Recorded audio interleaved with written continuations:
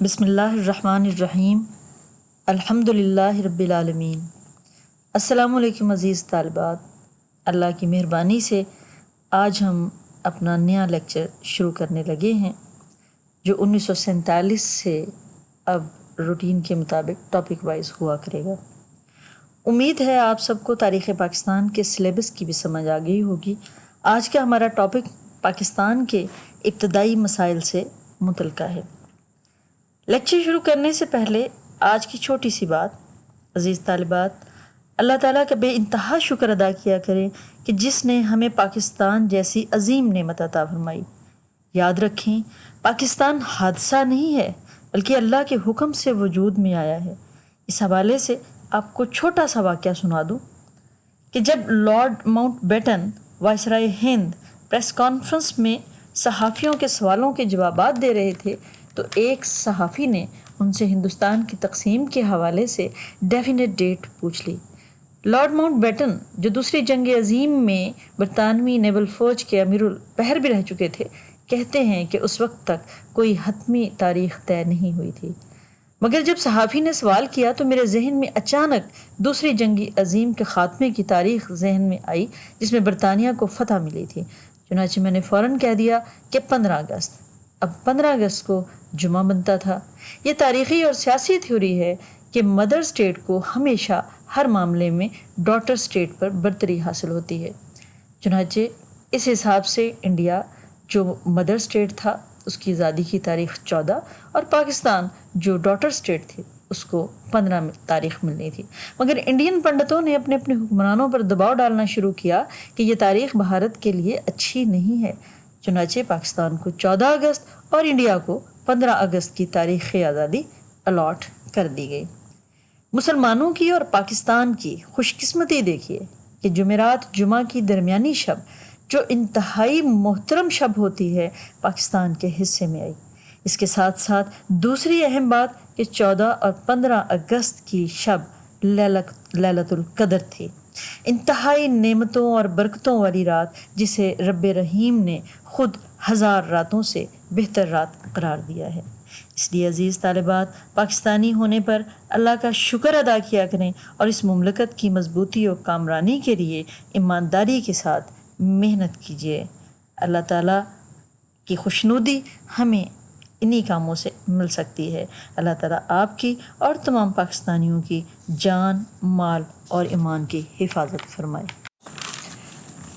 اب ہم اپنے لیکچر کا آغاز کرتے ہیں۔ 14 اگست 1947 کو پاکستان دنیا کے نقشے پر ابھرا، لیکن اپنوں اور غیروں کی وجہ سے اپنے قیام کے ساتھ ہی بہت سے ابتدائی مسائل کا سامنا بھی پاکستان کو کرنا پڑا۔ ویسے تو سونا بھی بھٹی میں تپ کر ہی کندن بنتا ہے، تو اس لیے یہ مسائل بھی پاکستان کو مزید مضبوط بنانے میں اہم کردار ادا کیا انہوں نے۔ ان مسائل کو ایک ایک کر کے دیکھتے ہیں۔ انتظامی مسائل، سیاسی مسائل، سماجی مسائل، معاشی مسائل، دفاعی مسائل، اخلاقی مسائل، نہری پانی کا تنازع، ریاستوں کے الحاق کا مسئلہ۔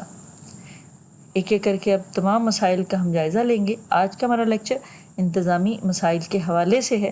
پاکستان جب بنا ایک آزاد ریاست کے طور پر تو اس کو ہر چیز نئی چاہیے تھی۔ ہمارا دستور بھی اب نیا بننا تھا۔ چنانچہ چونکہ دستور نہیں تھا تو قائد اعظم محمد علی جناح نے 1935 کے انڈین ایکٹ کو عبوری دستور کی حیثیت سے نافذ کروایا، اس میں کچھ ترامیم کر کے، تاکہ پاکستان کا کام جو ہے وہ سٹارٹ ہو سکے۔ پاکستان کو اپنی شناخت درکار تھی۔ اس کے لیے سب سے اہم نشانی جھنڈا ہوتا ہے۔ پاکستان کا جھنڈا مسلم لیگ کے جھنڈے سے لیا گیا۔ مسلم لیگ کے جھنڈے میں سفید پٹی نہیں ہوتی، قومی پرچم میں وہ پٹی ڈال دی گئی اور چاند کا اور ستارے کا رخ تھوڑا سا تبدیل کیا گیا۔ اگلی اہم جو اسائنمنٹ ہوتی ہے کسی بھی ملک کے لیے، اس کا دارالخلافہ ہوتا ہے۔ پاکستان کو اپنا دارالخلافہ چاہیے تھا. اب کس شہر کو بنانا ہے؟ چنانچہ سوچ میں جو قائد اعظم محمد علی جناح کا آبائی شہر تھا اور اس وقت تک سب سے ترقی یافتہ شہر تھا کراچی، اس کو پاکستان کا پہلا دارالخلافہ بنایا گیا. دستوریہ پارلیمنٹ، ملک کا آئین بنانے والی پارلیمنٹ سب سے اہم ضرورت ہوتی ہے ملک کا نظام چلانے کے لیے. تو اس پارلیمنٹ کو کوئی عمارت چاہیے ہوتی ہے، اس پارلیمنٹ کے لیے نہ صرف عمارت کا بندوبست کیا گیا بلکہ دستوریہ کی از سر نو تشکیل بھی کی گئی. سول ملٹری افسران کسی بھی ملک کا یقیناً اثاثہ ہوتے ہیں اس کے کام کو چلانے کے لیے. اب ہندوستان میں چونکہ متحدہ ہندوستان میں سول ملٹری افسران جو ہیں وہ اپنے ہیڈ آفس اور متعلقہ علاقوں میں رہتے تھے. جب پاکستان بنا تو پھر مسلم سول ملٹری افسران کو آپشن دیا گیا کہ وہ ہندوستان رہنا چاہتے ہیں یا پاکستان. تو ان افسران نے پاکستان رہنا، 101 افسران میں سے 95 افسران نے پاکستان آنا پسند کیا. ان افسران کو جلدی یہاں منتقل کرنے کے لیے سیف طریقے سے تاکہ کام شروع کیا جا سکے ٹاٹا ایئر لائنز کی خدمات حاصل کی گئیں، ٹاٹا اورینٹ ایئر لائنز کی. مگر ٹاٹا ایئر لائنز کی ابھی تھوڑی سی پروازیں ہی چلی تھیں ان ہمارے سول ملٹری افسران کو لے کے، تو انڈیا نے اس کو روک دیا کام کرنے سے. پھر BOAC یعنی برٹش اورینٹ ایئر ویز کی پروازوں نے پاکستان میں ان افسران کو پہنچایا. پھر اگلا اہم جو کام ہم دیکھ سکتے ہیں کسی بھی انتظامیہ کے لیے بنیادی سی ضرورت، یہ ہر آفس کی بنیادی ضرورت ہوتی ہے کہ وہاں کام کرنے کے لیے کاغذ ہو، ٹائپ رائٹر ہو، انک ہو. تو یہ چیزیں قطعاً موجود نہیں تھی. ٹائپ رائٹر تھے تو ٹوٹی حالت میں تھے، کامن پنیں تک نہیں تھیں، کاغذ نہیں تھے پوری طرح سے، انک نہیں تھی. اب ہمارے کام کے ساتھ مخلص ہمارے اس وقت کے لوگوں نے اہم بات کیا کی کہ کوئلہ لے کے اس کو پیس کر اس کو انک کی شکل اختیار کی، اس سے لکھا. کامن پنیں نہیں تھیں تو کیکر کے کانٹے اکٹھے کیے جاتے تھے اور کامن پنوں کے طور پر استعمال کیے جاتے تھے. تو محنت کے ساتھ ہمارے ابتدائی لوگوں نے کام کیا پاکستان کو بنانے کے لیے، پاکستان کے اداروں کے قیام کے لیے. حکومتی اداروں کا قیام انتہائی ضروری ہوتا ہے کسی بھی انتظامی مشینری کو چلانے کے لیے. اب ان اداروں نے عمارتوں میں ظاہر سی بات ہے قیام کرنا ہوتا ہے، تو حکومتی اداروں کے لیے عمارتوں کا انتظام بھی ایک انتہائی مشکل صورت تھی، کیونکہ ہمارا یہ جو علاقہ پاکستان کے حصے میں آیا تھا یہاں پر کوئی ویل ڈیولپ کام انگریز نے نہیں پوری طرح سے کیا تھا. جو بھی کیا تھا وہ سینٹرل جو انڈیا کا علاقہ جو ان کے اس میں چلا گیا آزادی کے بعد، ان کے ہاں زیادہ کام ہوا تھا. حکومتی اداروں کے قیام کے ساتھ ساتھ ایک اہم کام پاکستان کی شناخت کے لیے دوسرے ملکوں کے ساتھ تعلقات کا قیام بہت ضروری تھا. پاکستان کو ان ملکوں میں اپنے تعلقات کو بہتر کرنے کے لیے سفیر بھیجنے تھے، تو ان سفیروں کا تقرر انتہائی ضرورت تھا. پھر ان سفیروں نے جا کر وہاں رہنا تھا، کام کرنا تھا، آفیسز چاہیے تھے. تو سفارت خانے کہا جاتا ہے ان عمارتوں کو جہاں سفیر کام کرتے ہیں. سفارت خانوں کے لیے دوسری پاکستان سے باہر عمارتوں کا انتظام کیا جانا انتہائی ضروری تھا. یہ بھی ہماری حکومت کے بنیادی مسائل میں شامل تھا حل کرنے میں. بین الاقوامی اداروں مثلاً UNO کی رکنیت کا حصول پاکستان کا سب سے اہم کام تھا، کیونکہ انڈیا کو تو UNO کی رکنیت مدر اسٹیٹ ہونے کی وجہ سے مل گئی تھی. جو بھی بنیادی انڈیا کے دوسرے ملکوں کے ساتھ تعلقات تھے، انڈیا کو ان کو مزید کچھ کرنے کی ضرورت نہیں تھی.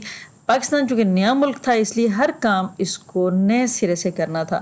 تو بین الاقوامی اداروں کی رکنیت کا حصول پاکستان کی ایک اہم اسائنمنٹ تھی. پاکستان کے اس وقت کے اعلیٰ افسران نے، حکمرانوں نے اس اہم کام کو پوری تندہی سے کیا اور اقوام متحدہ کی رکنیت پاکستان کو 30 ستمبر 1947 میں ہی مل گئی، جو ایک بہت بڑے اعزاز کی بات تھی کہ دنیا نے پاکستان کو ایک انتہائی اچھے ملک کی حیثیت سے ایکسیپٹ کیا. اہم اس کے بعد انتظامی امور میں جو مسائل پیدا ہو رہے تھے وہ مہاجرین کی آمد سے ہو رہے تھے۔ مہاجرین اپنا سب کچھ ہندوستان چھوڑ کر پاکستان کی محبت میں یہاں چلے آئے تھے۔ ان مہاجرین کی ان کے دل کو خوش کرنا بھی ایک انتہائی ضروری بات تھی، ان کو ذہنی جسمانی سکون پہنچانا بھی ایک ضروری بات تھی۔ چنانچہ حکومت پاکستان کی یہ بنیادی ذمہ داری تھی کہ ان مہاجرین کی آباد کاری کی جاتی۔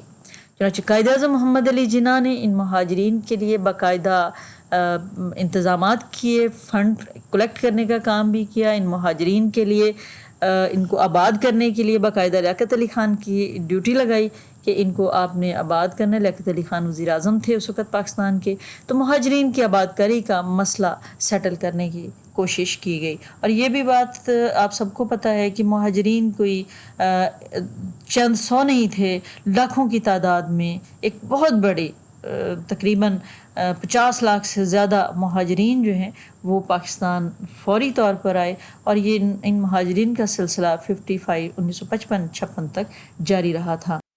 اس کے ساتھ ہی ہمارے آج کے لیکچر کا اختتام ہوتا ہے۔ اگلے انشاءاللہ تعالی ویڈیو میں سیاسی مسائل کے موضوع پر گفتگو کریں گے، اور اللہ تعالیٰ آپ کا، میرا، ہم سب کا حامی و ناصر ہو۔ اللہ حافظ۔